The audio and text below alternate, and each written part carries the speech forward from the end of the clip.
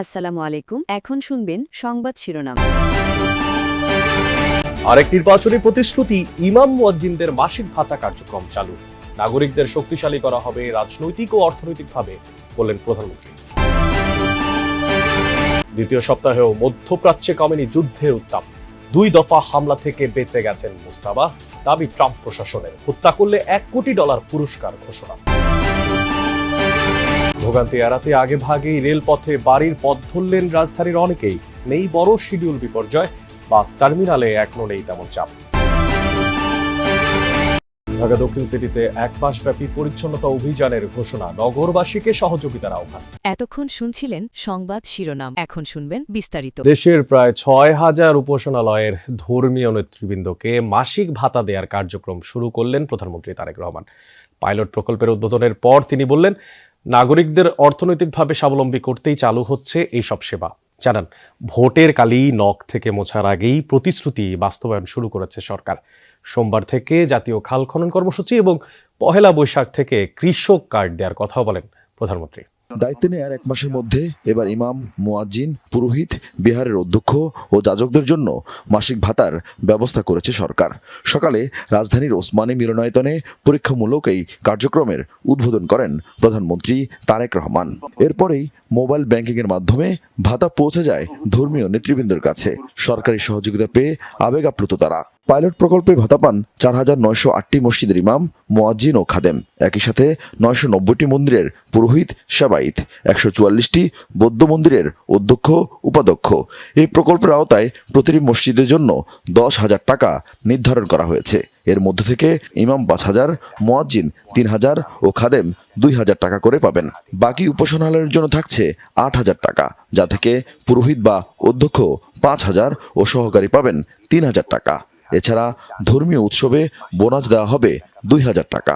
396টি গির্জার যাজক সহকারীদের জন্য সম্মানী রাখা হলেও খ্রিস্টান সম্প্রদায়ের ক্যাথলিক ধারার অনুসারী যাজকরা ভাতা নিতে ধর্মীয় বিধিনিষেধের কথা জানান।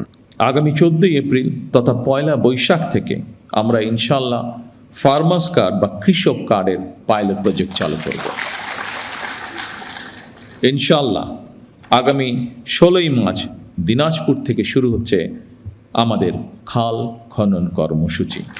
এ সময় দেশে যাতে কেউ বিভেদ সৃষ্টি করতে না পারে, সেজন্য সবাইকে সতর্ক থাকার আহ্বান জানান প্রধানমন্ত্রী। প্রতিটি নাগরিকের রাজনৈতিক এবং অর্থনৈতিক ক্ষমতায়ন নিশ্চিত করার মাধ্যমে আমরা আমাদের দেশকে একটি শক্তিশালী ভিত্তির উপরে প্রতিষ্ঠিত করতে চাই, যাতে করে আর কোনো ফ্যাসিবাদ কিংবা তাদের তাবেদার অপশক্তি মানুষের স্বাধীনতা কেড়ে নিতে না পারে। কেউ যেন আমাদের মধ্যে বিভেদ সৃষ্টি করতে না পারে। মুসলমান, হিন্দু, বৌদ্ধ, খ্রিস্টান আমরা সবাই মিলে ইনশাল্লাহ একটি শান্তিময়, শান্তিপূর্ণ বাংলাদেশ গড়ে তুলব একসাথে। তবে যেসব মসজিদ বা ধর্মীয় প্রতিষ্ঠান সরকারি বা দেশি বিদেশি সংস্থার অনুদানপ্রাপ্ত, সেসব সরকারি সুবিধার বাইরে থাকবে। আগামী 4 অর্থ বছরে ধাপে ধাপে দেশের সব ধর্মীয় উপাসনালয়ের দায়িত্বপ্রাপ্ত ব্যক্তিদের এই সম্মানীর আওতায় আনবে সরকার। ইরানের তেল সরবরাহের জন্য অত্যন্ত গুরুত্বপূর্ণ খার্গ দ্বীপের সামরিক যে স্থাপনা, তাতে হামলা চালিয়েছে যুক্তরাষ্ট্র। আর সেখানে থাকা জ্বালানি অবকাঠামোগুলোতে হামলার হুমকি দিয়েছেন ডোনাল্ড ট্রাম্প। এছাড়াও রাজধানী তেহরান সহ ক্ষেপণাস্ত্র হামলার শিকার হয়েছে ইরানের বিভিন্ন এলাকা। মার্কাজি প্রদেশের একটি গ্রামে অভিযানে নিহত হয়েছেন 6 জন। খুজেস্তান প্রদেশে এক শিশুর প্রাণ কেড়ে নিল মিসাইল। দেশটিতে মোট প্রাণহানি বেড়ে দাঁড়িয়েছে 1,444 জনে, আহত 18,500-এর বেশি মানুষ। থেমে নেই ইরানের পাল্টা হামলাও। এবার ইরাকের মার্কিন দূতাবাসে হামলা চালিয়েছে ইরান, আর মিসাইলের আঘাতে ক্ষতিগ্রস্ত হয়েছে এম্বাসির হেলিপ্যাডটি। ইসরায়েলের রাজধানী সহ বিভিন্ন স্থানে ছোড়া হচ্ছে একের পর এক ক্ষেপণাস্ত্র। কাতার, বাহরাইন ছাড়াও উপসাগরীয় অঞ্চলগুলোতে কয়েকটি দেশে চলছে ক্ষেপণাস্ত্র আর ড্রোন হামলা। এদিকে দক্ষিণ লেবাননে আবাসিক এলাকায় ইসরায়েলি বিমান হামলায় অন্তত 4 জন নিহত হয়েছেন। লেবাননের স্থানীয় গণমাধ্যম জানিয়েছে, সিডনের কাছে তামির হারেত সাইদা আবাসিক এলাকায় এই হামলার ঘটনায় আইডিএফ। আর এছাড়া একই অঞ্চলে 5 শিশুসহ 9 জন নিহত হয়েছে। প্রাণ হারিয়েছেন অন্তত 12 স্বাস্থ্যকর্মী, আরও 8 জন নিহত হয়েছে ফায়ার এলাকায়। আর হামলার শিকার রাজধানী বৈরুতেও ধ্বংস করা হয়েছে গুরুত্বপূর্ণ একটি সেতু আর ইসরায়েলি হামলায় এখন পর্যন্ত লেবাননে নিহত হয়েছে দেশটির 800-র বেশি বাসিন্দা। অন্যদিকে আইডিএফ এর বিরুদ্ধে অব্যাহত হিজবুল্লাহর প্রতিরোধ। সশস্ত্র গোষ্ঠীটির রকেট হামলায় ক্ষতিগ্রস্ত ইসরায়েলের বিভিন্ন আবাসিক এলাকা। ইসরায়েলের বিরুদ্ধে পাল্টা প্রতিরোধ গড়ে তুলে আবারও আলোচনায় লেবাননের সশস্ত্র গোষ্ঠী হিজবুল্লাহ। ইরানে হামলার জবাব দিতে সম্প্রতি তেল আবিবে ব্যাপক অভিযান চালায় সশস্ত্র গোষ্ঠীটির যোদ্ধারা, আর এর মাধ্যমে আবারও নিজেদের সক্ষমতার জানান দিল লেবাননের সশস্ত্র গোষ্ঠীটি। হিজবুল্লাহর শীর্ষ নেতারা বলছেন দীর্ঘমেয়াদী লড়াইয়ের জন্য প্রস্তুত রয়েছে সশস্ত্র গোষ্ঠীটির যোদ্ধারা। পবিত্র ঈদ উল ফিতরের বাকি মাত্র আর কয়েকটা দিন। বাড়তি চাপ এড়াতে আগেভাগেই রাজধানী ছাড়তে শুরু করেছেন নগরবাসী। বলছেন ভোগান্তি এড়িয়ে স্বস্তির যাত্রার জন্যই এই সিদ্ধান্ত। আর এদিকে রাজধানীর গাবতলী বাস টার্মিনালে দেখা গেল এক ভিন্ন চিত্র। রমজান শেষ হয়ে এলেও যাত্রীদের তেমন চাপ লক্ষ্য করা যায়নি। এক সপ্তাহ বাকি নেই ঈদের। পরিবার প্রিয়জনদের সাথে উৎসবের আনন্দ ভাগাভাগি করতে আগেভাগেই রাজধানী ছাড়তে শুরু করেছে নগরবাসী। রেল স্টেশনগুলোই এখন থেকেই যাত্রীদের বাড়তি চাপ লক্ষ্য করা যাচ্ছে। বলছেন ছুটি শুরুর কয়েকদিন আগে যাত্রা শুরু করলে তুলনামূলক স্বস্তিতে বাড়ি পৌঁছানো যায়। সকাল 9টা পর্যন্ত মোট 11টি ট্রেন কমলাপুর স্টেশন ছেড়েছে। এর মধ্যে ঢাকা থেকে চট্টগ্রামগামী মহানগর প্রভাতী প্রায় 1 ঘন্টা দেরিতে ছাড়ে। তবে অন্য ট্রেনগুলো নিয়মিত বিরতিতে স্টেশন ত্যাগ করে। তবে ভিন্ন চিত্র ছিল রাজধানীর গাবতলী বাস টার্মিনালে।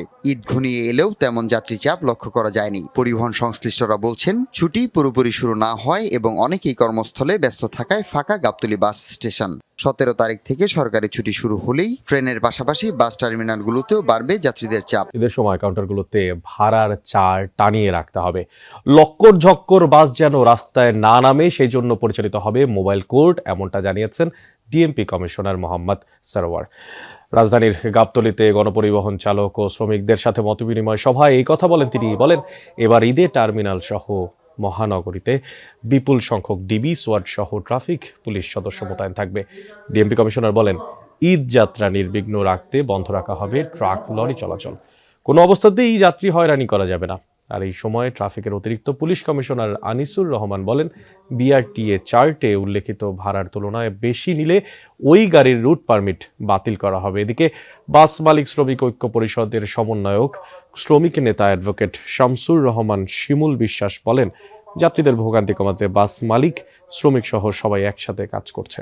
প্রধানমন্ত্রীর নির্দেশনা অনুযায়ী রাজধানীকে পরিচ্ছন্ন রাখতে সাপ্তাহিক পরিচ্ছন্নতা অভিযান জোরদার করেছে ঢাকা দক্ষিণ সিটি কর্পোরেশন। শনিবার সকালে ধলপুরের যান্ত্রিক ওয়ার্কশপে আয়োজিত এক অনুষ্ঠানে স্বল্পমেয়াদী কারিগরি প্রশিক্ষণ কর্মশালার উদ্বোধন করেন ডিএসসিসি প্রশাসক মোহাম্মদ আব্দুস সালাম। এ সময় তিনি বলেন পরিচ্ছন্ন ঢাকা গড়ে তুলতে সিটি কর্পোরেশনের উদ্যোগের পাশাপাশি নগরবাসীর সচেতনতা ও সহযোগিতাও জরুরি।